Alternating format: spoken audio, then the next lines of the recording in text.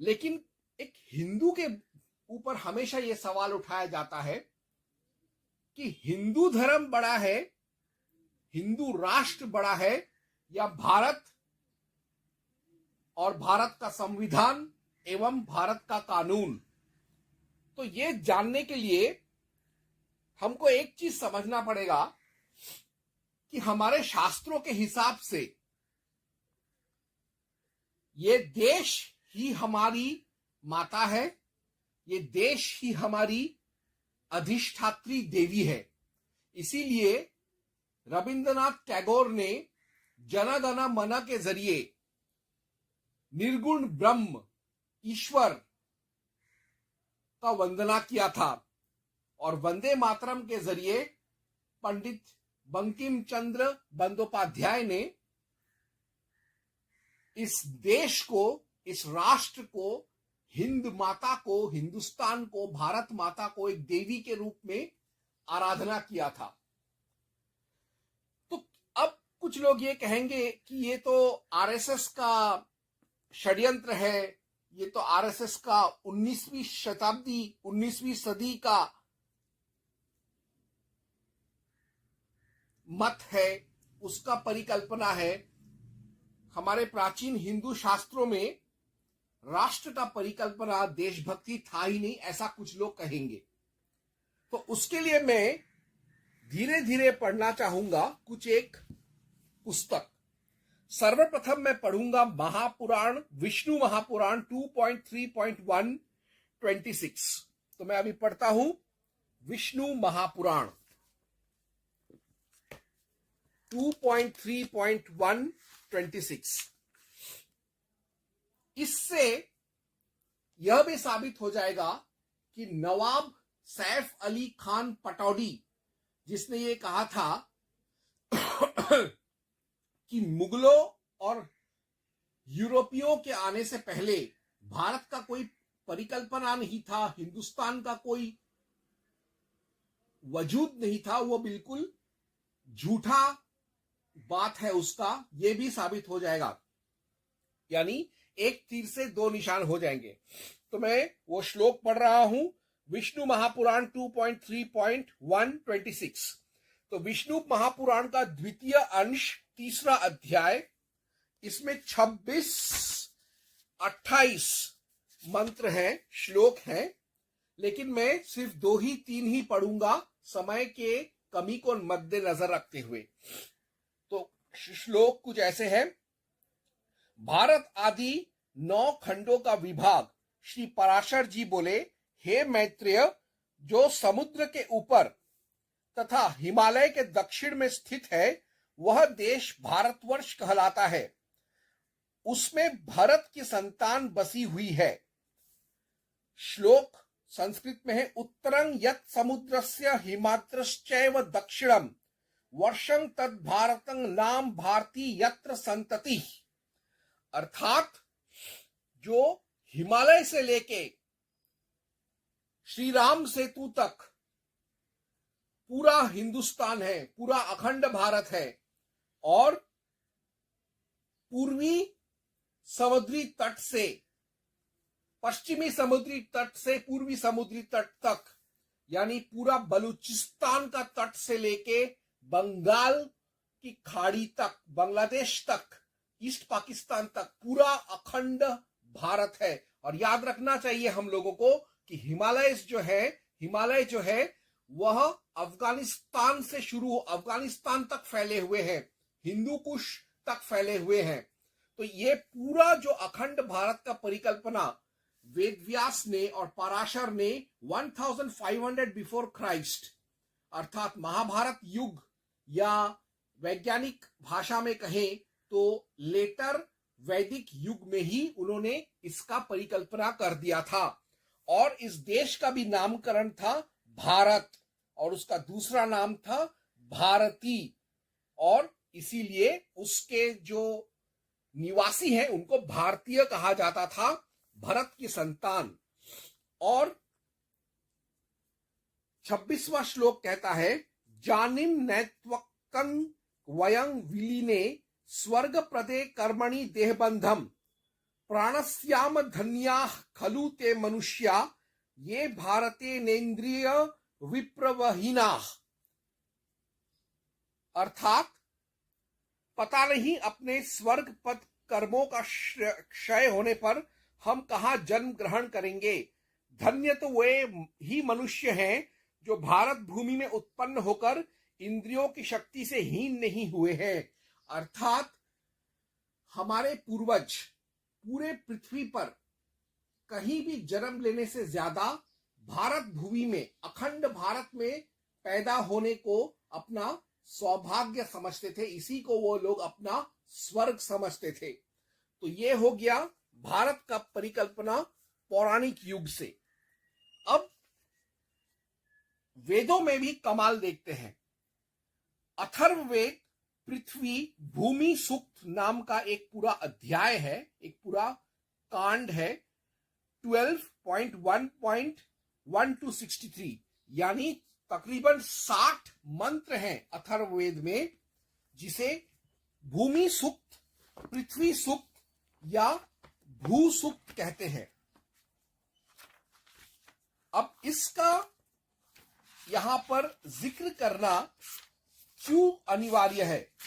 इसलिए अनिवार्य है क्योंकि अथर्ववेद का ये जो सूक्त है, ये जो कांड है, ये पूरा का पूरा कांड में से पहला सूक्त जो है, जिसमें 63 मंत्र हैं, ये इनमें छुपा हुआ है विश्व का पहला नेशनल एंथम, विश्व का पहला नेशनल सॉन्ग, राष्ट्रीय गान, राष्ट्रीय गीत पूरे विश्व का। ये एकमात्र पुस्तक है, ग्रंथ है अथर्ववेद, जिसमें सबसे पहले मानव जाति के सारे सभ्यताओं में सबसे पहले राष्ट्रीयता, देशभक्ति का जो संदेश है वह दिया है। मैं मानता हूं कि ये जो सूक्त है, इसमें हमारा प्लैनेट अर्थ यानी इसका जो अर्थ है उसको भी वंदना किया गया है पृथ्वी के तौर पर। और हम जिस देश में रहते हैं, स्पेसिफिकली राष्ट्र या स्वदेश, उसका भी वंदना किया गया है। यानी एक ही सूक्त में प्लैनेट अर्थ को भी पूजा गया है, और जिस देश में हमारा जन्म हुआ है, हमारा जो मूल निवास स्थल है, जो हमारा पूर्वज भूमि है, उसको भी पूजा किया गया है। यानी अखंड भारत को भी नमन किया गया है एक ही सूक्त में। तो इसमें से कुछ एक ऐसे सूक्त में अभी श्लोक और मंत्र कुछ पढ़ूंगा, जिससे उजागर हो जाएगा कि पृथ्वी एज एक ग्रह के तौर पे तो इसमें वंदना है ही, और देश जहां हम रह रहे हैं उसका भी वंदना इसमें सम्मिलित है। तो मैं कुछ चुनिंदा पढ़ूंगा मंत्र। 12.1.4 जिस भूमि में उद्यमी, शिल्प कला में प्रवीण कृषक, 4 दिशाएं और 4 विदिशाएं, जो भूमि धान, गेहूं आदि अन्न उत्पन्न करती है तथा अनेक प्रकार से प्राणधारियों और वृक्ष वनस्पतियों का पालन पोषण एवं रक्षा करती है, वह भूमि हमें अन्न, गौ आदि पशु प्रदान करे। प्राचीन ऋषियों ने जिस पृथ्वी पर अनेक पराक्रमी कर्म किए तथा देवता समर्थक वीरों ने आसुरी शक्तियों से धर्म युद्ध किया, और जिसमें गौ, अश्व, पशु पक्षी विशेष रूप से आश्रय ग्रहण करते हैं, ऐसी भूमि ज्ञान, विज्ञान, शौर्य, तेज एवं पराक्रम की वृद्धि करे। जिस विशाल भूमि की रक्षा दुर्गुणों से रहित देवता प्रमाद रहित होकर करते हैं, वह भूमि हमें उत्तम, प्रिय और मंगलकारी पदार्थों, ज्ञान एवं ऐश्वर्य से युक्त करे। सत्य और अमृत प्रवाह से युक्त भूमि में मनीषी गण अपनी कुशलता से जिसका अनुगमन करते हैं, वह भूमि हमें श्रेष्ठ राष्ट्र, बल और दीप्ति में प्रतिष्ठित करे। पृथ्वी के हिम से आच्छादित पर्वत तथा वन्यादि हमारे निमित्त मंगलकारी और शत्रुओं से सर्वथा रहित हों। विभिन्न वर्ण वाली इंद्र रक्षित पृथ्वी पर हम क्षय रहित, कभी पराजित न होने वाले और अनाहत होकर प्रतिष्ठित हो। हमारे प्रति जो द्वेष भावना रखते हैं, जो सेना हमारे द्वारा हमें नष्ट करने के इच्छुक हैं, जो सदा हमारा अनिष्ट ही चाहते हैं, जो हमें दूसरों की सत्ता में देने की कुचेष्टा करने वाले हैं, अथवा जो हमारा संहार करके हमें पीड़ित करना चाहता है, तू ऐसे शत्रुओं को नष्ट करे। सभी प्रकार की उत्तम वनस्पतियां और औषधियां प्रदान करने वाली विद्या, शूरता, सत्य, स्नेह, सद्गुण तथा कल्याणकारी सुख साधनों को देने वाली पृथ्वी पर हम सदा विचरण करें।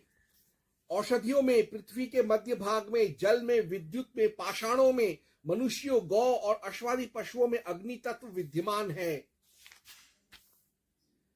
जिस भूमि के अंदर भीतर सुवर्ण, रत्न आदि अमूल्य खनिज पदार्थ हैं तथा जिस भूमि के ऊपर धूल, शिलाखंड तथा पाषाण है, उसे हम नमस्कार करते हैं। जिस भूमि के अंदर भीतर सुवर्ण, रत्न आदि अमूल्य खनिज पदार्थ हैं तथा जिस भूमि के ऊपर धूल, शिलाखंड तथा पाषाण है, उसे हम नमस्कार करते हैं। हे भूमि, हम दाएं या बाएं पैर से चलते फिरते, बैठे या खड़े होने की स्थिति में कभी व्यथित न हो।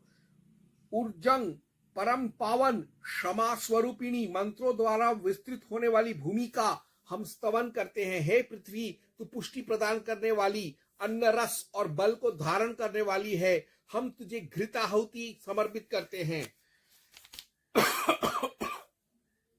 हे भूमि, हम तुझे जिस स्थान पर भी खोदे वह शीघ्र ही यथावत हो जाता है। तेरे मर्म को हम पूर्ण करने में समर्थ नहीं हैं। वह भूमि हमारी आवश्यकता अनुसार हमें अभिष्ट द्रव्य प्रदान करे, ऐश्वर्य हमारा सहायक बने और इंद्र सदा आगे चले। जिस भूमि में 5 प्रकार के लोग हर्षितावस्था में वास करते हैं तथा जिस भूमि में गेहूं, जौ आदि खाद्य पदार्थ प्रचुर मात्रा में होते हैं और निश्चित समय पर वर्षा होकर अन्न आदि उत्पन्न होता है, पर्जन्य से जिसका पोषण होता है, ऐसी भूमि को हम नमस्कार करते हैं।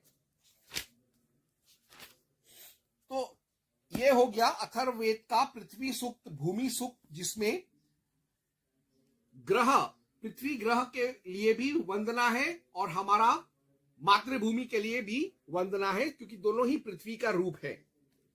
अब सबसे अहम बात, ऋग्वेद 10.125.3 जिसे वाक आंभृणी देवी सूक्त कहते हैं, उसमें एक शब्द आता है राष्ट्री, जिसमें ऋषि का वाग आंभृणी खुद को देवी के साथ अद्वैत भाव से अपने आप को देवी रूप में परिकल्पना करती है और वह कहती है कि वह नारी शक्ति है और वही शक्ति राष्ट्र है, यानी राष्ट्री है। तो उस श्लोक को भी मैं पढ़ लूंगा, उस मंत्र को भी मैं देख लूंगा। ऋग्वेद 10.125.3 श्लोक कुछ ऐसे है, मंत्र कुछ ऐसे है। अहं राष्ट्री संगमनी वसुनांग चिकितुषी प्रथमा यज्ञयानाम तांग मा देवा व्यदधु पुरुत्रा भूरिस्तथात्रांग भूर्यावेश्यन्तिम। यज्ञोपयोगी देवताओं में सर्वोत्तम मैं जग की अधीश्वरी, धन पदात्री तथा ज्ञानवती हूँ। मैं अनेक रूपों में विद्यमान हूँ और मेरा आवास विस्तृत है। देवताओं ने मुझे अनेक स्थानों पर स्थित किया है। इसका अंग्रेजी अनुवाद भी बहुत रोचक है। उसका अंग्रेजी अनुवाद है, I am the sovereign queen, the collectress of treasures, cognizant of the supreme being, the chief of objects of worship. As such, the gods have put me in my places, abiding in manifold conditions, entering into numerous forms. लेकिन दुर्भाग्य का बात यह है कि यहां पर जो शब्द आता है राष्ट्री, इसका ना जो पंडित हैं हिंदी के जिन्होंने इसका अनुवाद किया है, आचार्य वेदांत तीर्थ, और ना ही H.H. विल्सन, सायणाचार्य, रवि प्रकाश आर्य और केएल जोशी ने राष्ट्रीय शब्द का उन्होंने सही अर्थ दिया है। बिल्कुल नहीं दिया है। राष्ट्रीय शब्द को जैसे ये लोग नजरअंदाज कर गए। अगर हम इस मंत्र को सही दिशा से पढ़ें तो इसका अर्थ ये होता है कि इसमें ये देवी खुद कह रही है कि अहं राष्ट्री, यानी मैं ही राष्ट्र हूं। राष्ट्र का स्त्रीलिंग उसने पकड़ के बोला है राष्ट्री। अहं राष्ट्री यानी मैं ही स्त्री रूपी देश माता हूं। इसीलिए हम लोग भारत माता कहते हैं, देश को भारत कहते हैं। जैसे विष्णु पुराण में भारती कहते थे, यहां पर देश को राष्ट्री कहा गया है। तो इन सब चीजों से यह तो साबित हो जाता है कि हिंदू धर्म में देश और धर्म में कोई फर्क नहीं है। देश ही हिंदू धर्म है, हिंदू धर्म ही देश है, संविधान भी देश का ही हिस्सा है। इसलिए हिंदू धर्म हम पर यह लागू करता है कि हम देश का कानून, देश का संविधान का रक्षा करें, उसका सम्मान करें और उसको और सशक्त करें। और हिंदू धर्म को जो मानने वाला है वह प्रत्यक्ष और अप्रत्यक्ष रूप से आस्तिक होने के कारण वह देश की भी पूजा करता है, निर्गुण ईश्वर या देवी या दुर्गा किसी भी रूप में, लेकिन ईश्वर की भी पूजा कर ही लेता है राष्ट्र के रूप में, और राष्ट्र की भी पूजा कर लेता है ईश्वर के रूप में, क्योंकि हर एक हिंदू के लिए यह देश उसकी माता है, उसकी देवी है, उसकी ईश्वरी है।